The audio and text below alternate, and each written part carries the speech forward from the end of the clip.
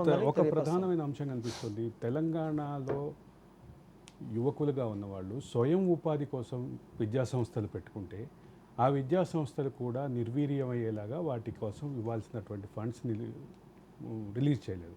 అదే సందర్భంలో ముఖ్యమంత్రి కుటుంబానికి దగ్గరగా ఉండేవాళ్ళు, అట్లాగే టీఆర్ఎస్ పార్టీ వాళ్ళు విద్యా సంస్థలు, కార్పొరేట్ సంస్థలు, విద్యా సంస్థలు పెట్టిన తర్వాత, యూనివర్సిటీలు పెట్టిన తర్వాత చేరినాక పెట్టారా అనే చర్చలోకి వెళ్ళొద్దు మనం. ఎందుకంటే చివరికి అక్కడికే చేరారు. ఈ రెండింటిని ఎట్లా చూడాలి? ఒక పక్కనేమో స్వయం ఉపాధి సంస్థలు పెట్టుకున్న, ఇప్పుడు మన సతీష్ గారు లాంటి వాళ్ళు వాళ్ళ వాళ్ళ వాళ్ళ విద్యా సంస్థల్ని అంటే అండగా నిలబడాల్సినటువంటి ప్రభుత్వం నిలబడకపోగా, రెండో పక్క ప్రైవేట్ విద్యా సంస్థలు, కార్పొరేట్ యూనివర్సిటీలు లాంటివి వాటిని పెంచి పోషించింది. దీన్ని ఎట్లా చూడాలి? అంటే ఇప్పుడు మీరు చెప్పినటువంటి ఉదయ్ చెప్పినాడు 2000 నుంచి 25,000 అయినదని. యా, ఒకవైపు స్కాలర్షిప్లు చెల్లించకుండానే, అంటే వాళ్ళ ఆలోచన ఏ విధంగా ఉండే అంటానా, ఇప్పుడు స్కాలర్షిప్లు చెల్లించలేదు, మెస్ బిల్లులు ఏవి చెల్లించలేదు, రియంబర్స్మెంట్ కూడా.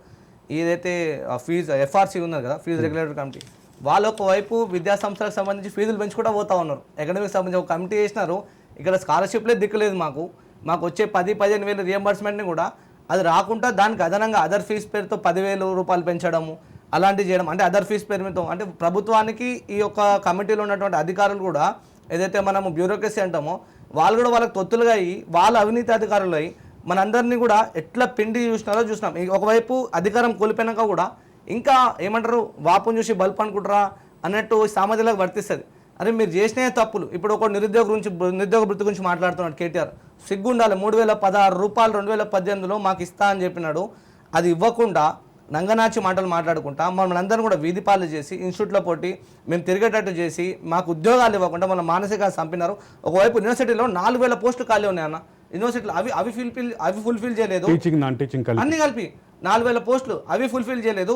ఒకవైపు ప్రైవేట్ టీచర్స్ సుమారుగా ఒక 4,000 నుంచి 7,000 మంది అందరూ కూడా జాబులు బంద్ చేసినారు. సకాలంలో జీతం రానందుకు కూడా వీళ్ళు అన్నట్టు సెల్ఫ్ డిపెండ్స్గా పెట్టుకున్నటువంటి ప్రైవేట్ కాలేజీలు కూడా మూతపడ్డాయి. సుమారుగా ఒక 300 కాలేజీలు మూతపడ్డాయి. వాళ్ళు కూడా ఉపాధి ఇవ్వలేని పరిస్థితి, జీతాలు ఇవ్వలేని పరిస్థితి. వాళ్ళని కూడా హింసించినటువంటి ఒక చరిత్ర ఈ యొక్క నియంత్రణ ప్రభుత్వానికి దక్కుతుంది.